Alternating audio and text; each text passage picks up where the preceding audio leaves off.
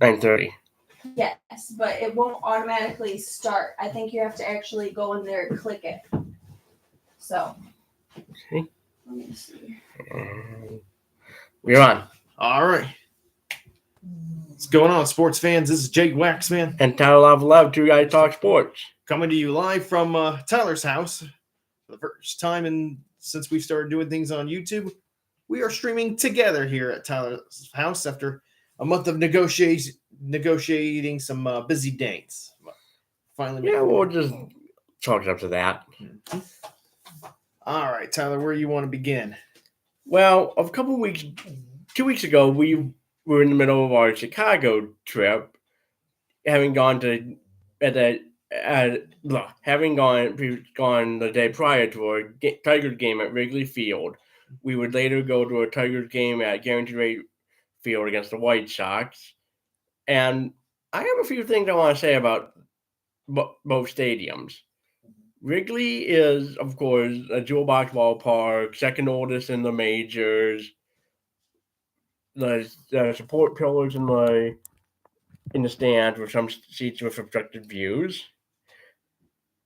And obviously, Guaranteed Rate Field is a lot more modern.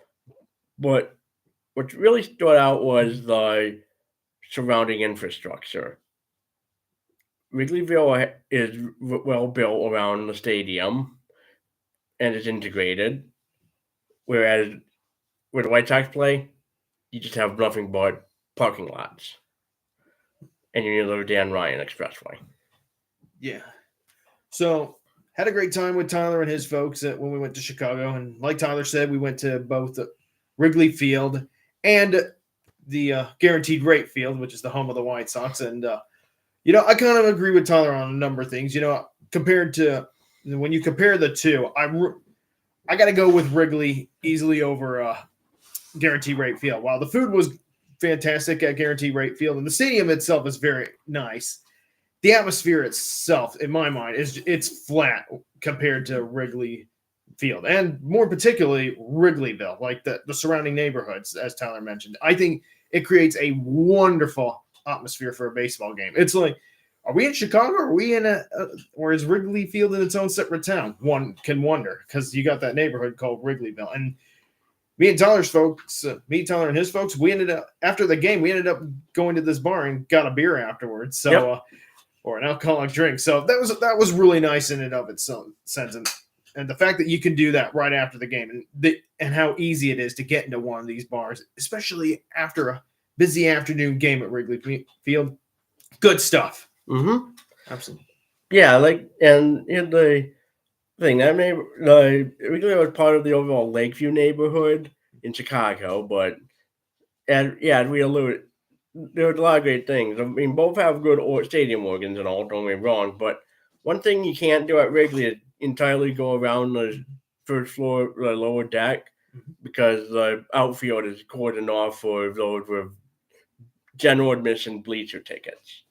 Absolutely. And I will say this, seating-wise, we had great seats, too, at Guaranteed Rate Field, and the view there was very, very nice. And at Wrigley, despite the fact that we had to fight being underneath the upper decks and the pillars, the view was still really, really nice. And one of the thing to me that's really underrated about Wrigley Field is that when you go underneath, when you go through the concourse to get to your seats, you really feel the history of the place. Like, you see the brickwork, the stonework, all that stuff. That is really nice in and of itself.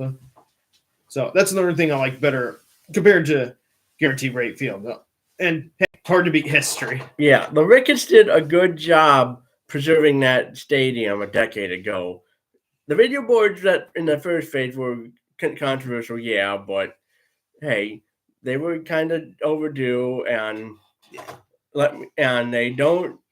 let the manually operated scoreboard in center field still do the game's runs, hits, and errors, and providing the score for each inning. Yeah. Additionally, it also tracks the games on the out-of-town scoreboard. Yeah, absolutely. I do like that they added those newer video boards to kind of help you see replays and the actual score, but also staying true to the historic nature of Wrigley and keeping the original scoreboard around. I like that they did that. It really gives you a sense. Like, if you were somebody who's new to the game of baseball and you wanted to learn kind of more about how deep the history goes, well, that scoreboard is a big indicator of how things used to be done back then. And it's nice to see that there's still people working behind that old scoreboard and moving panels to indicate, all right, another run was put in. And I like that, like kind of what you see in modern day baseball. Like there's an orange number to indicate, okay, that was a run that was just scored. I like that. They kept that they still do that with the Wrigley Field scoreboard. It's an orange number in the event that a new run was scored. Yep. Fenway as well. I see we have a question too. AJ asks, "Is baseball your favorite sport?" Well, definitely. Really the first sport I liked as a kid. When I was younger, I'd gone to minor league stadiums in Fort Wayne and the Grand Rapids area on the west side of the state. And in 1999, I went to a game at Tiger Stadium with my father before the Tigers left that stadium for Comerica Park. Now, to answer your question, AJ, unfortunately, baseball is not my favorite sport. That would be hockey. However, with that being said, I do respect baseball's place in history. We've had presidents from the past, like Teddy Roosevelt, who have gone to baseball games and thrown out first pitch. So I respect that. And I do like baseball a lot due to my grandpa, who was the biggest Cubs fan that I've ever known. And God rest his soul. I was so happy for him when the Cubs finally won it all in 2016. So in a sense, while baseball is not my favorite sport, do I like it? Yes, I do. In a large part, thanks to guys like Tyler and, of course, my grandpa. Liking a particular sport, it had a lot of generational connections to it. Absolutely. It's like going to Wrigley. Many generations of people since 1914 have gone to that stadium over the years. You go to that stadium and you see the history. I mean, another thing that is the ivy wall with the bricks.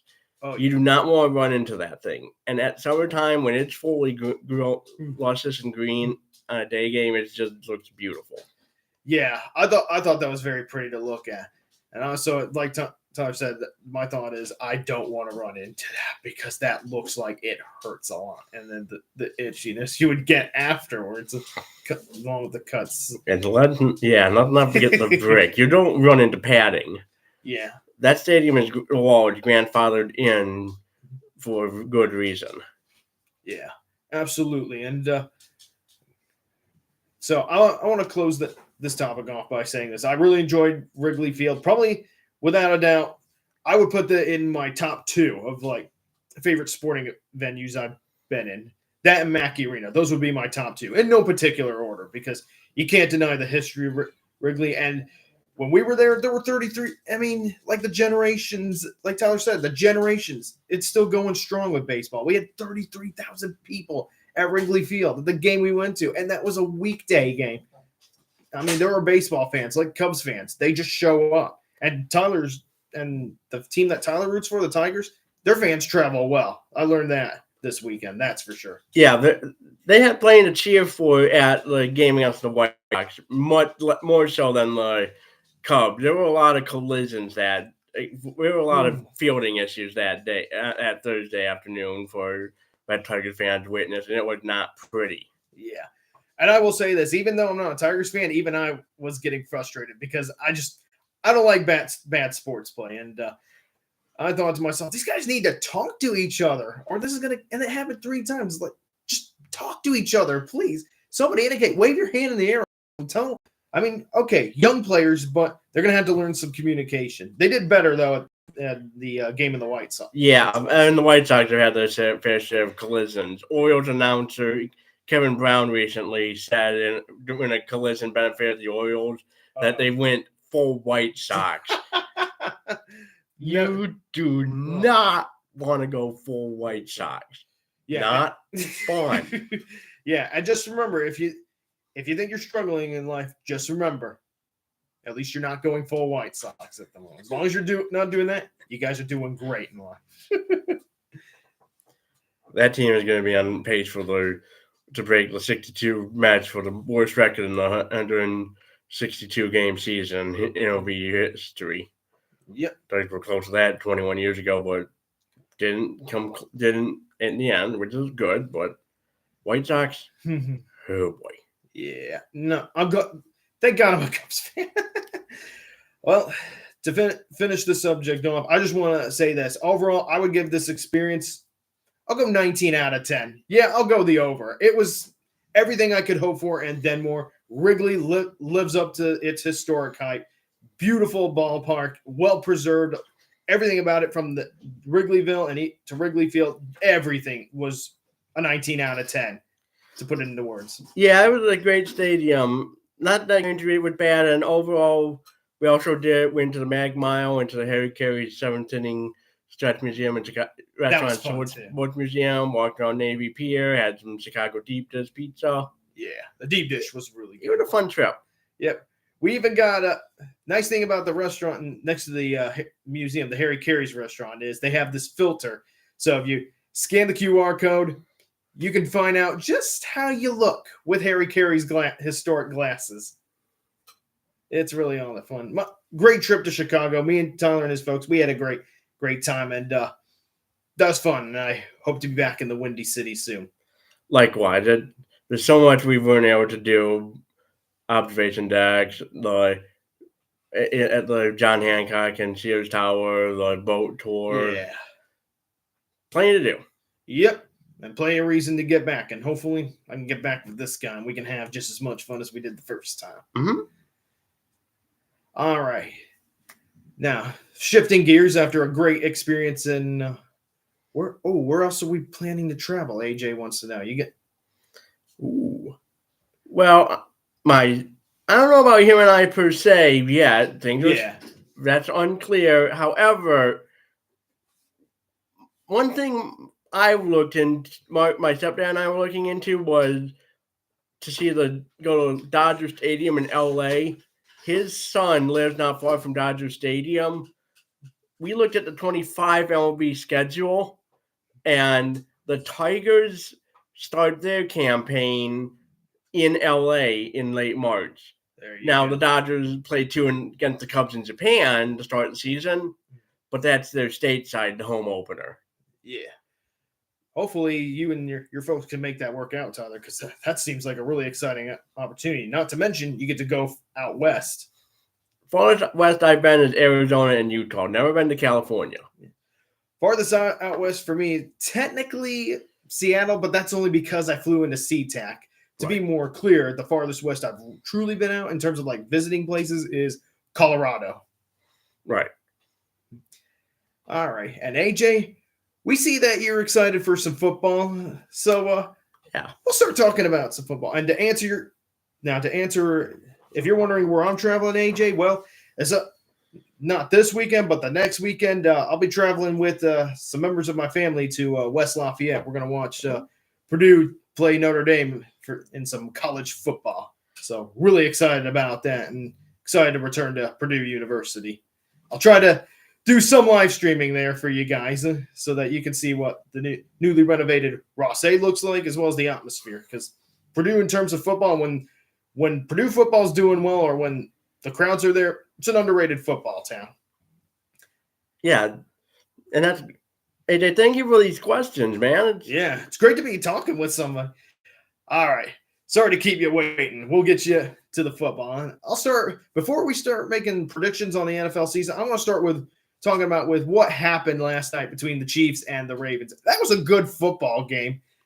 Oh my goodness, the Ravens with a heartbreaking finish. His toe was just the guy's toe. He would have had the game-winning touchdown, but the toe was just on the line by this much. Well, at least tying. He probably would have taken the PAT and gone to overtime. They were actually thinking about going for 2 at that moment before the refs stopped the game to take a quick look, and then they decided, okay, it's an incomplete pass. The Ravens were going for it. Oh, they were going to try to go for the game? Yep, they were just about ready. Wow. And I think they had momentum on their side at the moment, so they were thinking, all right, let's go for the win. All right, it's early in the season, which I'm like, okay, that's nothing wrong with that. But the only thing that stopped that, of course, was the ref saw that the receiver's toe was just on the line. So close. Yeah. And mind you, the game didn't start at 8:20 Eastern because of the lightning delay they had around 7 or so in the area. So it got pushed back a little, but Yeah. they got the game done before midnight Eastern time, 11 Central. So it worked out in the end. Oh, we got Rhonda on here. Seems like many teams are having outfield collisions this year. What do you think is going on with that? If you'd like to answer that real quick. 3 words: lack of communication. Yep, that's what I would say too. Youth, inexperience, and rookies coming in. It's a whole different ball game, of course. The MLB is, I would say, is faster compared to the college game. Yeah, even minor leagues not. You're supposed to learn about these types of things in like rookie ball down in Florida or Arizona, man. Yeah. Like, did they not teach you that? Yeah, but still, the fact that there's that many collisions too in baseball is a little shocking to me too, especially what we saw at Wrigley. So a little more than usual. So I imagine there's going to be every team's going to have come up with some changes. Be like, all right, we got to come up with new ways to talk or outfielders to talk or signal that okay, I've got this. Yeah. So I imagine there'll be some big changes. Come on, come on, guys. Seriously. Come on, man. Yeah. Back to the game. Yeah. So, hey, if this game between the Ravens and the Chiefs, or the finish of this game was any indication, we are in for quite a treat this NFL season, whether it be due to controversy or just exciting finishes. We're going to have plenty to talk about this NFL season, I imagine. Oh, definitely. I cannot wait. The Lions don't play until Sunday night. We're the last game of that day, and it's going to be fun seeing Ford Field well packed and everyone chanting Jared Goff's name when he tries to beat Matthew Stafford a second time. That's quite a way to start a new season and what could potentially be a season to remember for Lions fans. Why not start by facing off against your former son and Matthew Stafford or your former quarterback? Yeah, the second time too. I mean, since the playoffs. Here in Detroit, we're getting pumped up for this. Gardner White had been promoting without saying those 2 words outright, if the Lions win the Super Bowl and make it, free furniture, everyone's furniture is paid for. Yeah, absolutely. And of course, for me, all right, another Bears season, but thankfully there's some optimism on my side. We got Caleb Williams. It's a new era at quarterback for the Bears and a new wide receiver. And so I'm really looking forward to seeing what these two can do, both Rome Odunze and Caleb Williams. Do I think the Bears will make the playoffs? We'll see. They've got plenty of talent. It's just a matter of, building up that chemistry and whatnot. And we'll come to that when I make predictions. Yes. What else is on your mind, Mr. Tyler? And let me just say that if you have T-Mobile home internet, not every live streamer service is going to work well. I tried Hulu. It worked fine on tablets and phones, but the TVs don't have GPS, and it requires a static IP address connection, and it was not playing nice for T-Mobile internet, which is not static. But YouTube TV, no problem. That's good. Me and my folks have Hulu on as far as our TV service, we have Hulu instead of a Comcast. But the thing is, you still have Xfinity, which is a fixed internet. Yeah, so that's true. That's the thing. The wireless home internet systems, Hulu and Sling, and maybe Fubo. I think DirecTV also plays nice, but on their streaming systems. But the thing is, those companies are going to have to realize, these people are not necessarily connected to traditional wired internets. You either have to adapt or just watch your subscriber base not do well in terms of internet connection without factoring in potentially losing channels. Yep. In a pay dispute like we're seeing with Disney and DirecTV, and could see with YouTube and DirecTV in a few months. Absolutely. New age of broadcasting sports. We see platforms like Amazon getting more and more involved and buying more and more rights to broadcast these games. And before you know it, who knows? Maybe a company like Amazon gets the rights or they get the whole pie. We'll see. Apple had the whole rights to MLS, so Oh, I mean it's a niche, more of a niche league, so it worked out well for them. Yep. Going with Apple, I commend them for that. that's good. So maybe not the whole piece of the pie for Amazon, but competition's good in this. Yeah, they could case. Many companies are looking at the MLB local packages for 25 if Bally goes under. So there's going to be they could really streamer could partner with MLB for the in-market streaming rights for next season. We'll see how things go. Yeah. Oh, think we have a question coming in. Oh, we just got Jackie saying what up and saying nice. So Oh, hey, they're just saying hello. It's nice to have some people to talk to. always a wonderful treat. Yep. All right. I'm ready to get into some NFL regular season predictions. What about you, Ty? You ready? Well, we just had one game. We got another tonight on Peacock. Then we got the fun on Sunday and a Monday night game to finish it off. Should be an interesting season. I'll start with the NFC side of things, or me and Tyler will. So, and we'll have our own separate predictions. So I'm gonna go with this. Okay, you guys know me. I'm not a Lions fan. Pains me to say this, but I do think they'll be the number one seed that come the playoffs on the NFC side of things. I think they're gonna have that kind of season, or the best regular season that Detroit football's ever seen. I've got the 49ers winning the West and the number 2 seed in the NFC. And then for the this is where it gets really tough. I'm going to go with Dallas winning the NFC East and as the 3 seed. And then that NFC South. What do you make of it? I don't know. I'll just go with the Falcons. They seem to have the most talented team, but I have no idea what's going to happen with that division. You see Tyler over there? Rusty's like, no, Dallas. That's just that's just more the South. What you were saying about the South. Yeah, the NFC East could be wide open. Yeah. Could be a bloodbath. That's who I think is going to be the division winners. Right. Now, in terms of NFC division, let's go.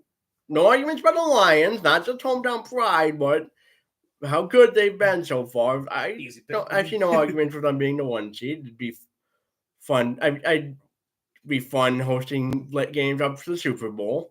Absolutely. I mean, you're not hosting it, obviously, but still, it'd be fun to see Ford Field get electric for an NFC Championship game proper and not just a watch party I went to back in January.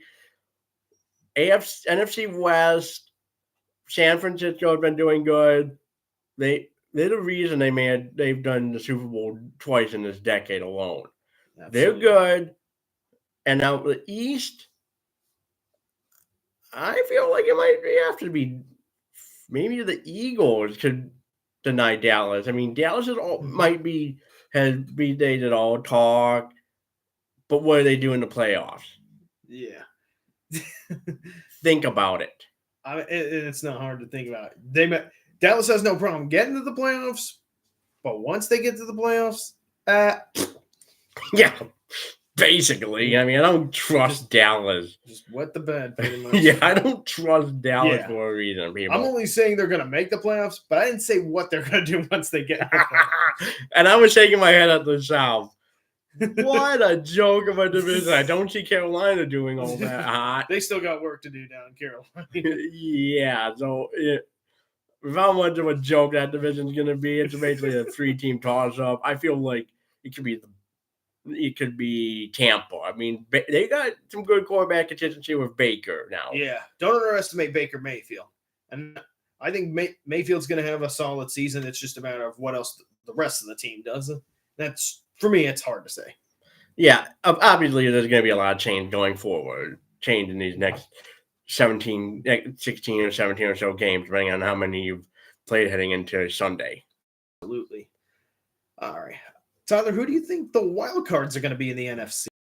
We got 3 of them to. Yep, we got 3 wild cards. Obviously, I mentioned the D winners, and so I think it's going to be Green Bay. They got Jordan Love. No arguments there. Mm-hmm.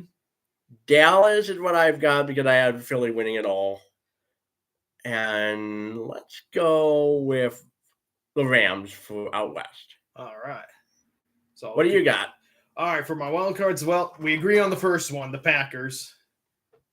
Nothing they provide us Bears fans nothing but pain, of course, and I can't see that changing unless somehow Caleb just balls out and just goes crazy. So I got Green Bay winning the first wild card. Uh-huh. I do have concerns about the Eagles. With Jason Kelsey retiring, I do have concerns about how that team's going to hold up. But that being said, I think they could still sneak into the playoffs as the second wild cards, and I'll go with that. They still got a lot of good pieces. Mm-hmm. We'll see how they do. Of course, they had a meltdown last year, and can they recover from that meltdown, I wonder. That is crucial. They blew that division lead after all. So, and then you know what? I'm going to agree with Tyler on the last one. I'll go with the Rams. I think they got plenty of talent there out in Los Angeles, and that's a tough division. Although I think it's going to be close between them and the Bears. Hear me out. I know you guys are all going to think I'm crazy, but I think the Bears this season, my gut tells me they are going to be in the hunt at the very least. I don't think they're going to make the playoffs, but they're going to be in the hunt till the end. They'll just have some games that they should win, and they just don't end up winning. But I think the one thing that keeps them from the playoffs is the learning curve that Caleb Williams is going to have to go through, transferring from college to the NFL. That's the only thing. The defense is going to be better, but there's still some holes there too. Go ahead, Tyler. The fact that they put the Bears did their schedule release video based around various high school themed dramas set in the area and whatnot from movies from the 80s and 90s. There's a reason they went with that to highlight the freshman players. Well, in the history of with what John Hughes did with those films. But besides that, they really wanted to highlight the new draftees. Absolutely. That's all right. Any other thoughts about what else we got going? Oh, and we got the AFC, and you have any? Oh yeah, that's right. We forgot about. We'll get to that question in a bit, Rhonda. We almost forgot about the AFC side of things. Tyler, would you like to start? Okay, let's start with the AFC North. Ravens. Don't let that loss distract you from the fact that they're still a good team. They played the Chiefs, too. Yes. Lost to a great team, the Chiefs. Mm-hmm. One going for a three-peat as well. And that team is, you can't go wrong with that with them and winning the AFC West. Absolutely. Let's see. AFC South. Ooh, I'm sorry, Jacksonville, but I feel like I can't trust you very well enough. After what you did last year, you didn't prove you were worthy of being division winners. But I feel like it's going to be the Texans. All Houston just got good with the Strouds and with CJ Stroud. So they're really going to be fun to watch. Absolutely, I agree. And the East. Ooh. What's that? Let's go with Bills. All right. Buffalo's still good. Will they end their heartbreak? And ending their heartbreak will be the hard part. Absolutely. All right. So I agree with Tyler on most of these. I definitely have the Texans winning the AFC South. I think they're going to be a fun team to watch. I think they're going to be better. And I think CJ Stroud avoids the sophomore slump. And the West, the Chiefs. That's Chiefs kingdom out in the West. No questions. We just live in it. We have to accept it.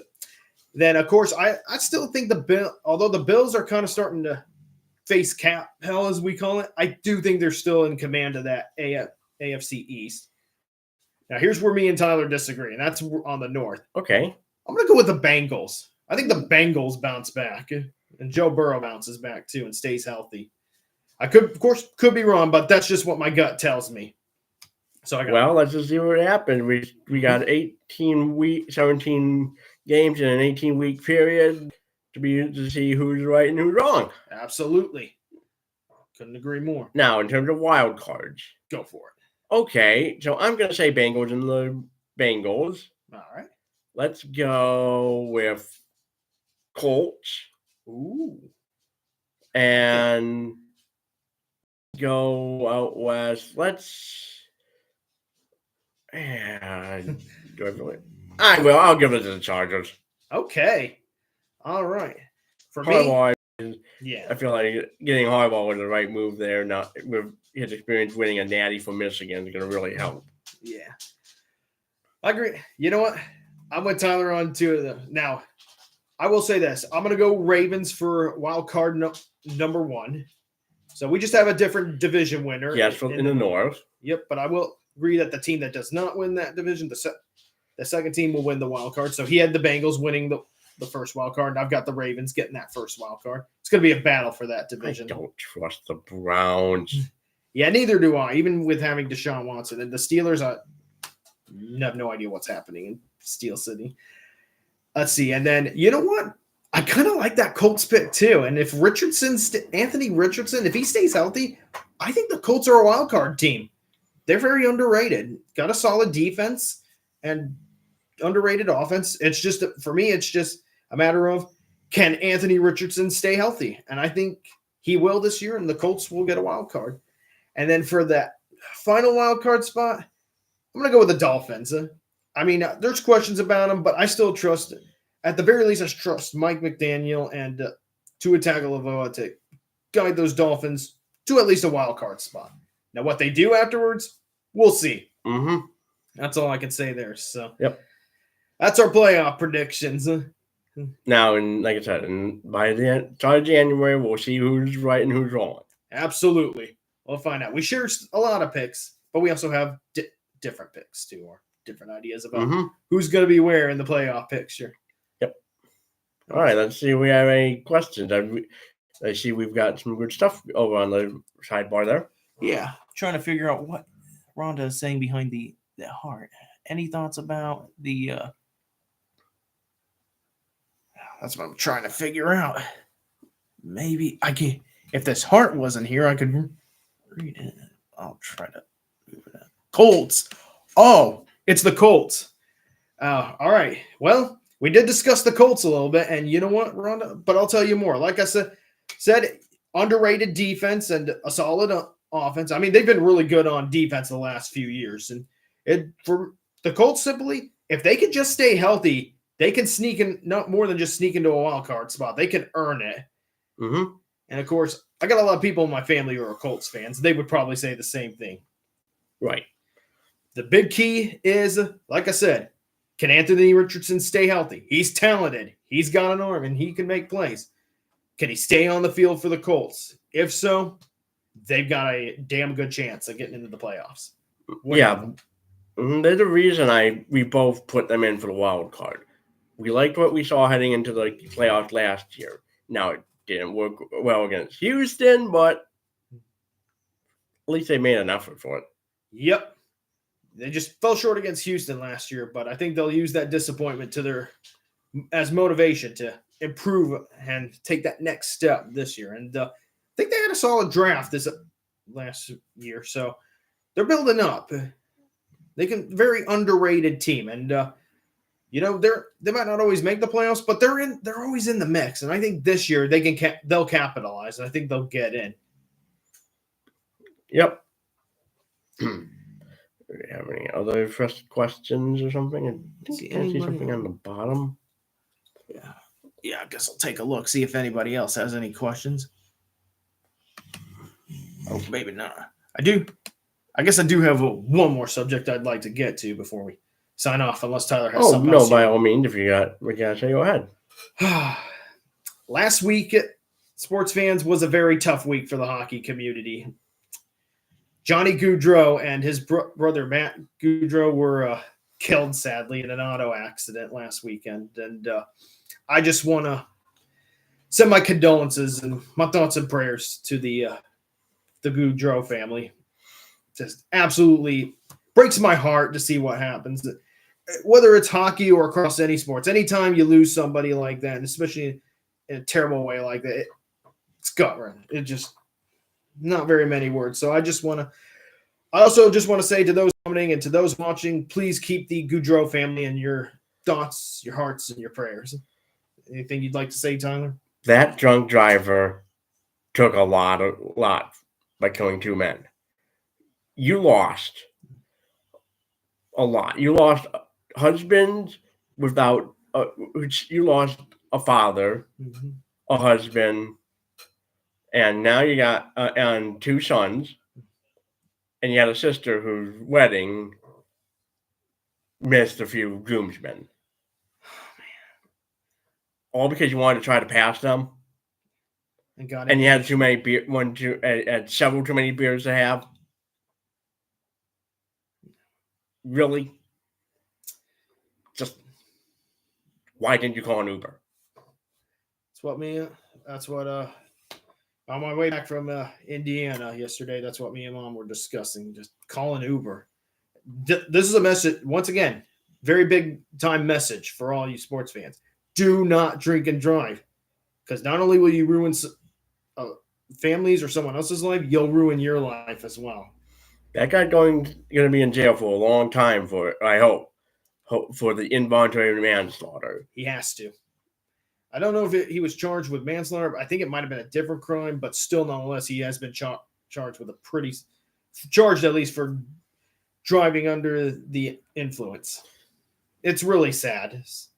That was the worst thing to hear of last Friday. Yeah. You wake up, you see on social media all the people talking about Goudreau, and just my heart sunk. I just didn't have. Tyler broke the news to me, and I just didn't have much to say in response. I was just broken about it. And being a guy who used to be a hockey manager, it really hits hard, because the hockey community, it's a tight community, whether it's the NHL level or AHL or WA. No matter what high school level, doesn't matter. Hockey community, it's very tight. And when we lose somebody like that, everybody feels the effects of it. So once more, I just ask all you sports fans to keep the Goudreau family in your thoughts and your prayers and your mindset. hats off to the Tigers and every other MLB team, especially Cleveland and Cincinnati and definitely the and Phillies and all, for all the moments of silence they did for Friday night. Mm-hmm.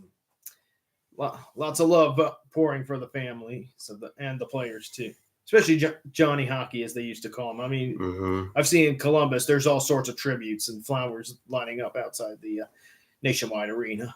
It's really special. Yeah, I mean, look, you never wish this on anyone. There is no advantage when a player gets injured or you lose a player like this. You don't think, oh, I wanted to see him play without this guy after what happened. No advantages for the Wings or any team that plays Columbus. Yeah, there is none. Not at all. You want to see him on the ice. You don't want to be into too bad, and you especially don't wish ill will on them. No, indeed. It's sadly another case of a young man whose life was cut short and too soon. Johnny Goudreau was just 31 at the time. And also, Matt's wife's gonna have a baby without later this year, and her husband won't be there. And Katie Goudreau, I'm sorry that you lost your two brothers, and your future kids won't be able to experience having uncles. I am so sorry. And so I would like to close this topic by saying that my heart hurts for the Goudreau family, and I wish them nothing but the best going forward. And my thoughts and prayers with them for all time. Hug your loved ones. Tell them you love them. Absolutely. You never know when it's over. Yep. Give them the biggest hug possible. Like big time hugs. Rest in peace, Johnny and Matthew Goudreau. That's where we close off this very tough subject. Oh, I see we have another comment. My high school how about this? Rhonda's high school best friend, or the son of her best friend from high school, Wesley French, plays for the Colts. How about that? Another reason to choose. Let's end it on a note with that one. Also, my friend Angela, her mom Michelle, one of her sons, Kyle Manzardo, now plays for the Guardians. How about that? Wesley, if you see this, we just want to let you know we're rooting for you. Wish you all the best this season, and show the NFL what makes you special. Absolutely. And thank you, Rhonda, for lifting the spirits up there a little. Yep. Another reason for I mean, while I am a Bears fan, I guess I just got another reason to root for the Colts, and not just because they're from Indianapolis, a city that I hold very dear to my heart as well. Mm-hmm. Of course not. And plenty of good reasons. There's Absolutely. definitely got that family connection there. Absolutely. Well, Tyler, anything else on your mind before we sign off? I mean, I did touch on the whole YouTube, not having YouTube. I mean, these streaming services, like I said, they're not going to have everything, but as more and more channels become do their own separate services, you're going to be able to pick and choose what you need and what you don't need.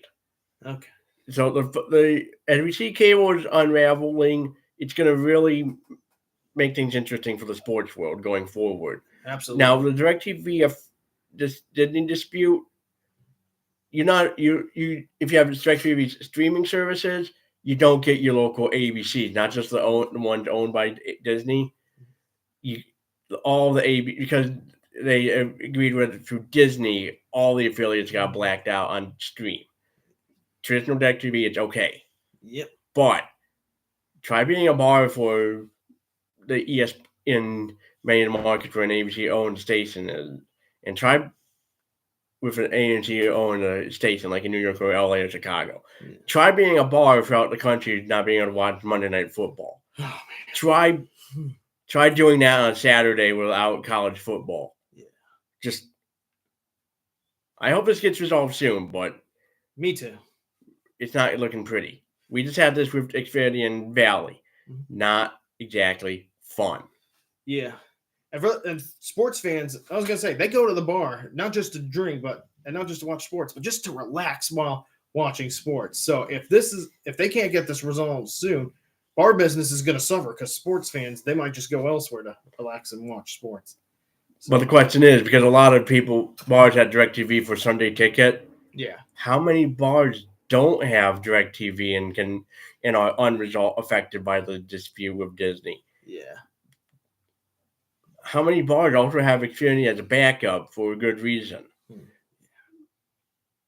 It's a good question. Hopefully, like you said, Ty, hopefully bars can find another option, or things with DirecTV get resolved. Either way, it's not good for the bar scene, Not at all. especially for those who can't afford tickets to the games and need to find another way to watch the game.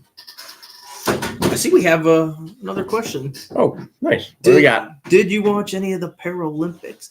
I saw a little bit of the Paralympics, or at least I've seen recaps of it, including the medal count. I don't remember names, but I do know that the People's Republic of China right now, they're dominating the Paralympics. I haven't watched much of them because I just got YouTube TV. We just dumped Comcast. I will say this, though. In 2012, the London Paralympics only had 4 60-minute highlights on NBC Sports Network and one 90-minute recap on NBC itself. Yeah. To only go from such a scant amount of coverage nowadays, having a lot of primetime coverage on NBC, that's a good step in the right direction. That's really impressive and needs to be commended on NBC for doing that. Yeah, absolutely. Well, I haven't been able to watch a whole lot of the Paralympics due to the fact that I've been traveling from one place to another, whether it be Chicago or North Carolina. I've got a lot of respect for those Paralympians, and what they are able to do despite their disadvantages in real life is nothing short of extraordinary, which is what makes the Paralympics as special as it is. The fact that these people with disabilities and that stuff are still able to go out there and compete for medals. It's pretty special. Although I will say this, though, why do you host the Paralympics after the Olympics? Wouldn't it be smart to use the Paralympics as a pre-Olympic hype? It's an interesting question, to say the least. Maybe it's just due to tradition, but... Yeah, I'm sure there's definitely a tradition to go back to after the Second World War or something. But it does raise a fair point.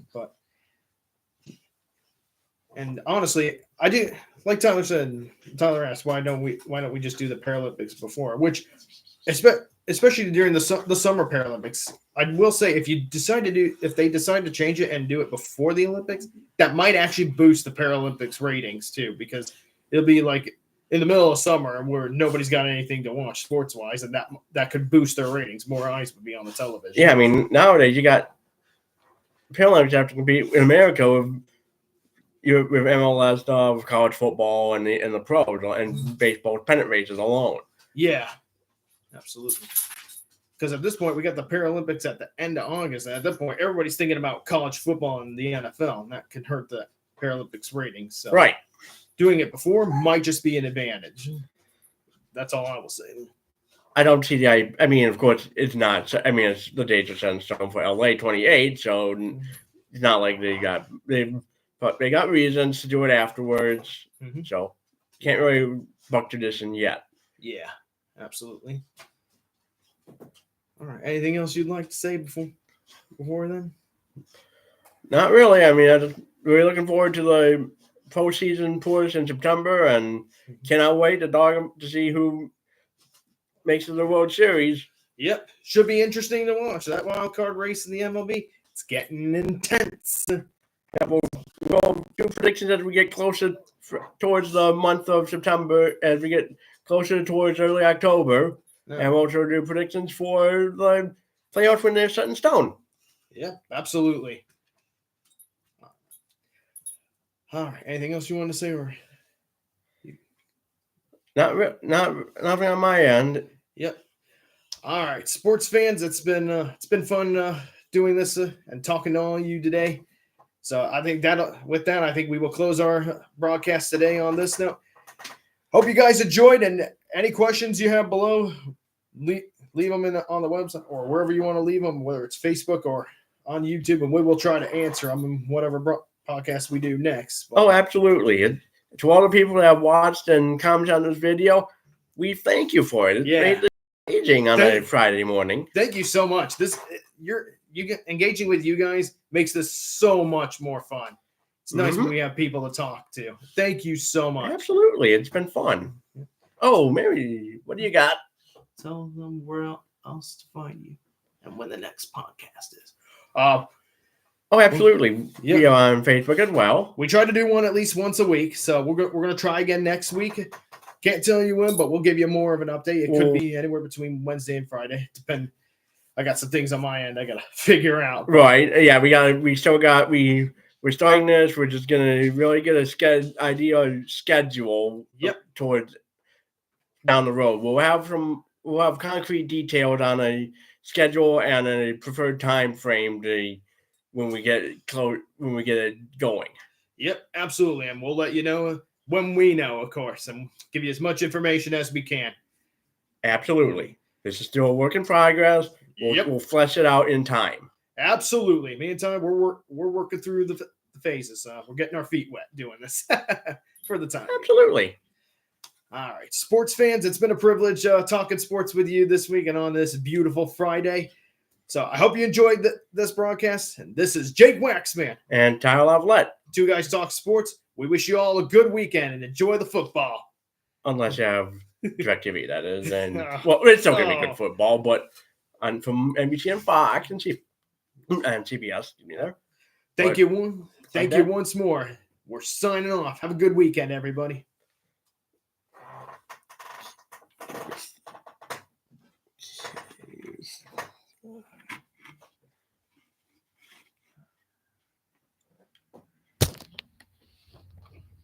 Should be a button here that says on the screen.